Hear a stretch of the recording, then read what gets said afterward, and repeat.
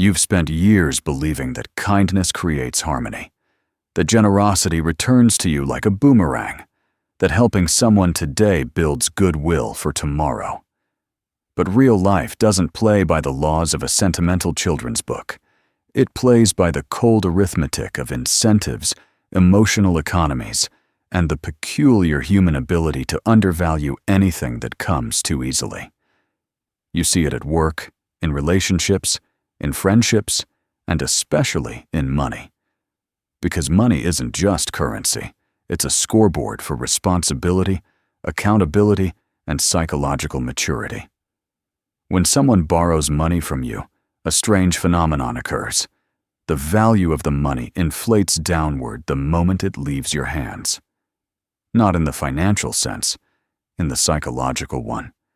To you, that amount still represents hours of labor, missed opportunities, sacrifices, skipped vacations, the stress of bills and deadlines. To them, it suddenly becomes a number detached from effort, earned without sweat, obtained without consequence. Easy money behaves like the free samples at a grocery store, pleasant, convenient, forgettable. You don't cherish what didn't cost you anything, and they don't value what arrived without friction. You keep telling yourself, maybe they'll pay me back, maybe they'll feel grateful. But gratitude follows a predictable curve. The easier something is to receive, the faster that gratitude decays. Human psychology is wired to normalize comfort at lightning speed. What shocked them with relief on day 1 becomes the bare minimum you should provide by week 3. And just like that, your act of generosity mutates into their sense of entitlement. Not because they're evil, but because that's how the mind protects its ego. By rewriting the narrative, so they never feel indebted, never feel inferior, never feel like the one who needed help. And here's the brutal truth you rarely admit. When you lend money, you're not just giving away cash. You're handing over a part of your emotional bandwidth. You're allowing someone into your mental budget, where they start consuming more space than they deserve. At night, you think about whether they'll return it. During the day, you wonder if asking them makes you look petty. You keep checking their social media, noticing the restaurant photos or new gadgets that prove they're not broke. They're just not paying you. Meanwhile, they've already filed your generosity into the emotional category of low priority, like those free trial gym memberships people sign up for and forget until the charges quietly pile up. The tragedy is that your intention was pure. You believed you were relieving someone's stress. But in the emotional economy, relief without cost becomes disposable. It's the same mechanism behind people who binge on free content online but never appreciate the creator. Or people who praise your emotional support but vanish the moment you need something back. When something takes no effort to access, the brain labels it as abundant, and abundance kills value. You thought you were being helpful. They interpreted it as proof you would always be there. And once someone believes you'll always be there, repayment becomes optional. Responsibility becomes negotiable. Your boundaries fade into the background like a gym contract, printed in tiny, ignorable letters. This is the psychological inflation effect. The more freely you give, the less they believe it costs you. And the less they believe it costs you, the less motivated they are to return it. What was a sacrifice for you becomes a convenience for them. What felt like a risk to you becomes a temporary shortcut in their mind. And shortcuts, by definition, are not respected. Now forget whatever you're dealing with today. Let's walk through the truth together. You keep expecting gratitude to function like a moral contract, that once you help someone, they will naturally feel indebted in a healthy way, motivated to restore balance. But the human mind doesn't operate like a clean accounting system. Gratitude is unstable, fragile, and surprisingly short-lived. It evaporates faster than the warmth of a compliment at work or the praise your boss promised but never repeated. And when it comes to money, especially borrowed money, gratitude dies the moment repayment becomes inconvenient. This is the gratitude breakdown, the psychological collapse that happens when someone must choose between their comfort and honoring what they owe you. Guess which side the ego usually protects? Comfort. Always comfort. The mind shields itself by rewriting the story.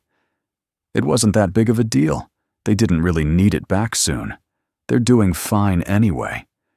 In other words, the debtor reduces the emotional weight of your generosity, so they never have to confront the uncomfortable truth that they benefited from you and still haven't paid you back. And because they need to preserve their self-image as a good person, they won't see themselves as exploitative. They simply shift the narrative. They inflate their struggles. They deflate your sacrifice. They reinterpret repayment as optional charity work rather than basic integrity. You become the grocery store customer who let someone cut the line once, and now they assume you'll never mind if they do it again. A one-time exception becomes a pattern. A pattern becomes an expectation. And expectation becomes entitlement. Meanwhile, you're stuck rehearsing the invisible conversation in your head. You imagine asking them nicely, then firmly, then passive-aggressively. Yet you say nothing because you don't want to look greedy. This is where reciprocity breaks down.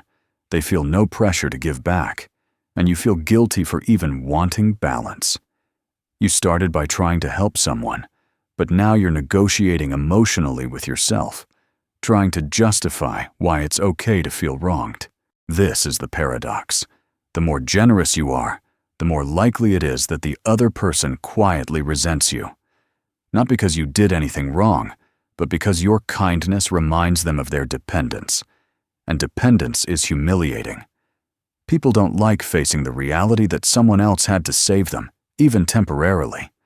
So they cope by downplaying what you gave, minimizing the timeline, or convincing themselves that you don't really need the money back. Their ego needs escape routes. Your kindness becomes the exit door. In Western life, this plays out everywhere. The coworker who constantly borrows time and emotional labor, the friend who never reciprocates rides or favors, the partner who drains your energy without replenishing it. These are all transactions in the emotional economy. But unlike real economies, emotional economies have no clear invoices. Everything runs on assumption, memory, and selective blindness. The truth is simple. People repay debts that threaten their identity, not debts that feel invisible. When someone borrows from a bank, they pay it back because the consequences are external and immediate. Bad credit, late fees, public records. When they borrow from you, the consequences are internal and ignorable. Minor discomfort, temporary guilt, vague shame. And shame evaporates much faster than interest accumulates. So the debt lingers. Not because they can't pay, but because the emotional penalty for delaying is cheaper than the emotional effort of confronting their own irresponsibility. Gratitude collapses. Reciprocity decays. Your mental tab grows heavier while theirs remains blank. And here's the painful but liberating truth. They're not avoiding repayment because they're busy. They're avoiding repayment because acknowledging the debt forces them to see themselves through the lens they fear the most: unreliable, dependent, careless with other people's trust. Paying you back isn't just a transaction, it's an identity correction. And identity corrections require a level of humility most people are allergic to. You keep assuming that when someone borrows money, both of you silently agree to the same emotional terms. You imagine an invisible contract, a shared understanding that your generosity today will be met with responsibility tomorrow. But invisible contracts only work when both parties acknowledge them. Borrowers rarely do. In fact, the moment they accept your help, they begin rewriting the contract to protect their comfort, not your expectations. This is where the emotional economy fractures. You believe you're making a temporary investment in someone's stability. They believe they've received a no interest, no deadline, no consequence favor. You expect reciprocity. They expect forgiveness. You expect accountability. They expect amnesia. The breakdown begins quietly. You lend the money thinking the moral universe has a built-in correction system. It doesn't. Your mind tries to impose structure on an interaction that, for them, was never structured to begin. You assumed responsibility was the baseline. They assumed lenience was guaranteed. Two mismatched understandings, wrapped in politeness, disguised as mutual trust. Humans avoid discomfort like it's a poison.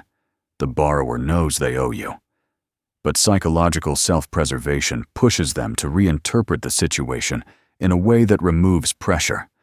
It's not malicious, it's mechanical. Their brain must protect its own image, and accountability threatens that image. So they create justifications. They're doing well financially. They don't need it urgently. They offered, so maybe they don't really mind the delay. It's small compared to what they make. Each thought is a negotiation with their guilt, a discount applied to the weight of the debt. Meanwhile, your invisible expectations tighten. You expect gratitude to persist. You expect updates. You expect integrity. You expect what no one says aloud but everyone feels, that people should return what they owe. But expectation without communication is a contract no one actually signed. And broken contracts without signatures don't create villains. They create confusion, resentment, and emotional imbalance. This is how boundaries collapse without a single argument. You give, thinking the boundary is understood. They take, thinking the boundary doesn't exist. And because you avoid direct confrontation, to avoid awkwardness, to avoid being that person, to avoid damaging the relationship, the boundary dissolves quietly, like ink in water. Suddenly, the emotional economy has flipped. You become the one monitoring, waiting, remembering. They become the one forgetting, avoiding, drifting.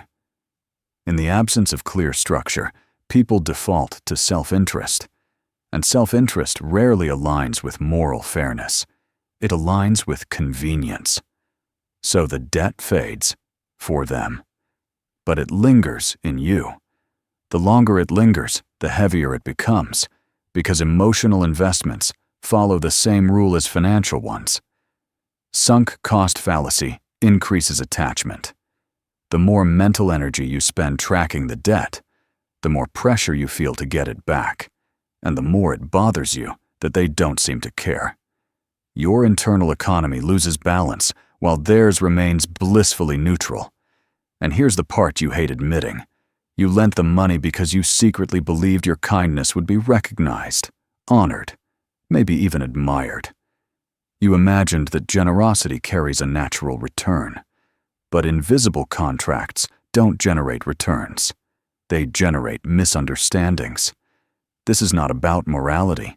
It's about mismatched incentives. They benefit from forgetting. You suffer from remembering. They protect their comfort. You protect your hope. They rewrite the story to reduce guilt.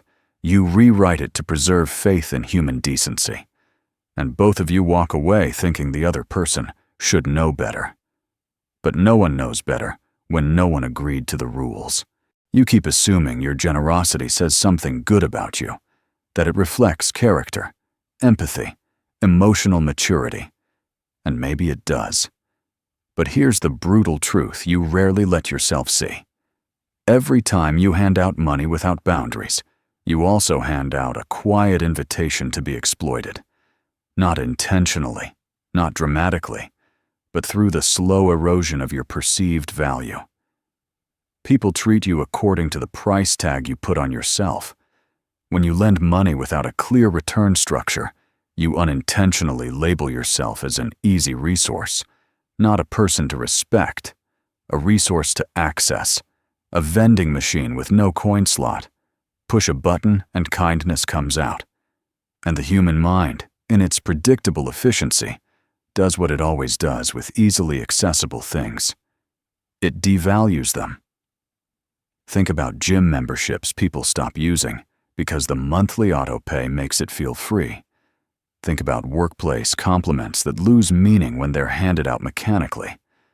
Think about relationships where one partner keeps giving emotional labor until the other treats their support as background noise rather than effort.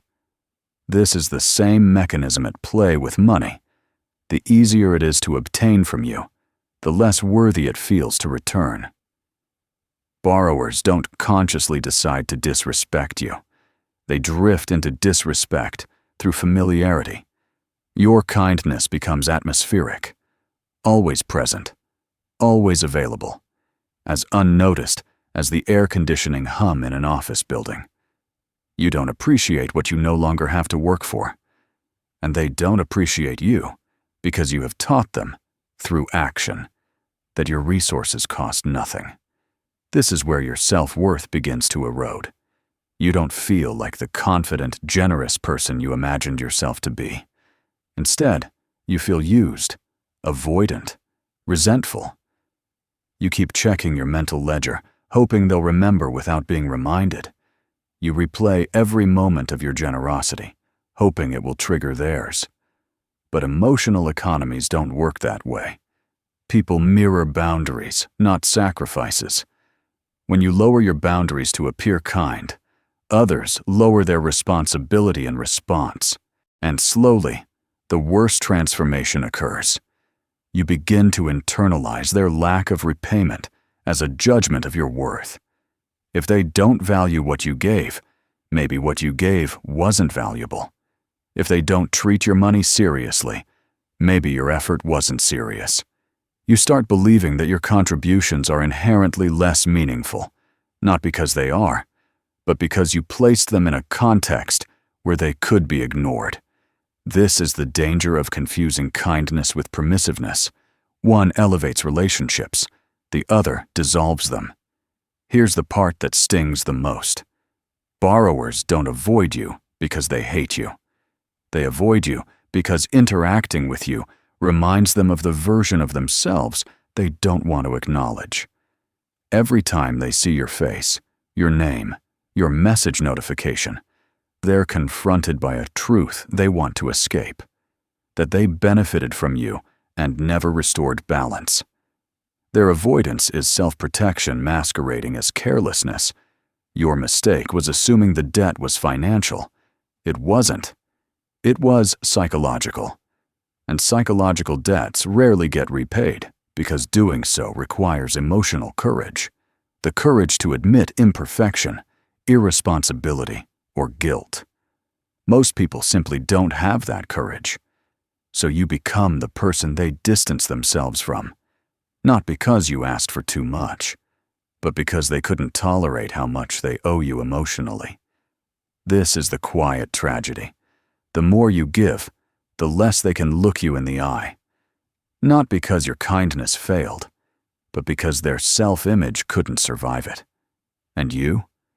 You stay stuck in the belief that giving more will fix the imbalance, that patience will restore respect, that your goodness guarantees eventual reciprocity. But generosity without boundaries isn't perceived as goodness. It's perceived as weakness. And weakness in any economy, emotional, financial, or social, always gets exploited. You keep wondering why the cycle repeats, why the same people borrow, delay, avoid, disappear, and resurface only when they need something again. You assume it's a coincidence, or bad luck, or your own poor judgment. But the truth is far simpler and far more uncomfortable. People behave according to the incentive structures you unknowingly create. And when you make repayment optional, you build a psychological environment where irresponsibility becomes the norm. This is the helplessness loop, not just theirs, but yours too. Borrowers fall into learned helplessness the moment they realize there are no real consequences for delaying repayment. If you never enforce boundaries, never demand clarity, never articulate your expectations, you become the emotional equivalent of a safety net that never tears. And safety nets change behavior. People become careless when they believe they can fall without injury. Responsibility is a muscle, and muscles weaken when unused. Your kindness becomes their training ground for passivity. But the loop doesn't stop with them, it wraps around you as well. You start believing you're the kind of person people can take from. You begin accepting the role of the reliable backup plan, the emotional donor, the person who absorbs other people's chaos. You tell yourself it's because you're strong, empathetic, stable. But beneath that self-flattering narrative lies something darker. You've become accustomed to being undervalued. You've normalized your own erasure. Every time you let someone not paying you back slide, something small collapses inside you. A boundary softens. A piece of self-respect dissolves. A quiet resentment forms, not loud enough to confront, but steady enough to corrode. And because you don't want conflict, you tolerate more. Then more. Until tolerance becomes your identity, and resentment becomes your emotional baseline. This is how your self-worth erodes without you noticing. It's never one catastrophic betrayal. It's the accumulation of tiny imbalances, psychological micro-fractures, each one whispering that your needs matter less, that your discomfort is acceptable, that your generosity is an unlimited resource, that you should be grateful people even come to you in the first place. You don't call them out, not because you're forgiving, but because a part of you fears their reaction. You fear being disliked, judged, or labeled as difficult. You fear losing the relationship more than you fear losing the money. This is the sunk cost fallacies at its most intimate form. The emotional investment you've already poured into someone makes you cling to them even when they undermine your value. Meanwhile, the borrower fears you for a different reason. Not because you're intimidating, but because your presence is a mirror they don't want to face. You represent the truth they avoid, that they owe something, financially, emotionally, morally, and still haven't delivered. Avoidance becomes their coping mechanism. They delay messages. They soften excuses. They promise without intention. Their distance is not disrespect, it's denial. And the loop tightens. You resent them for avoiding you. They avoid you because of the resentment they feel projected back at them. You stay silent because speaking up requires strength you haven't practiced. They stay silent because speaking up requires accountability they haven't developed. Two people stuck in parallel avoidance, each confirming the other's worst assumptions. And here's the cruel symmetry. Just as they depend on your lenience, you depend on the identity of being the good person who always helps. Their irresponsibility relies on your self-sacrifice. Your self-sacrifice relies on their irresponsibility. Both of you supply what the other unconsciously demands, until the relationship ends, not with an explosion, but with a slow emotional fading, like a subscription you forgot to cancel, but eventually stop using. The debt remains unpaid, but the real loss is the quiet deterioration of trust, respect, and self-worth. This is the loop. They don't repay because they can avoid the discomfort. You don't confront because you fear losing the connection. And both of you walk away damaged by the imbalance, pretending there was no alternative. But there was, and you'll see it. Once you stop mistaking self-erasure for kindness, you've spent so much of your life believing that generosity is a virtue that protects you. But tonight, you've seen the truth beneath the comforting story. Generosity without boundaries doesn't elevate you. It dilutes you. It teaches others to treat you as optional, and it teaches you to accept far less than you deserve. The psychology of borrowers was never really about them. It was a mirror for you, reflecting how easily you give away parts of yourself, how silently you absorb disappointment, how quickly you assume the role of someone who should expect nothing in return. But you are allowed to expect balance. You're allowed to protect your energy. You're allowed to say no without guilt and enough without apology. You are not a vending machine for comfort or convenience. You are a person with limits, value, and dignity that should not be negotiated away in the name of kindness. So breathe. Sit with this clarity. Notice the weight lifting, not because others have changed, but because you finally see the pattern without excuses. From now on, the responsibility isn't to rescue others from their discomfort. It's to rescue yourself from the quiet erosion of your self-worth. You don't need revenge. You don't need repayment to restore your identity. You only need boundaries, firm, calm, and consistent.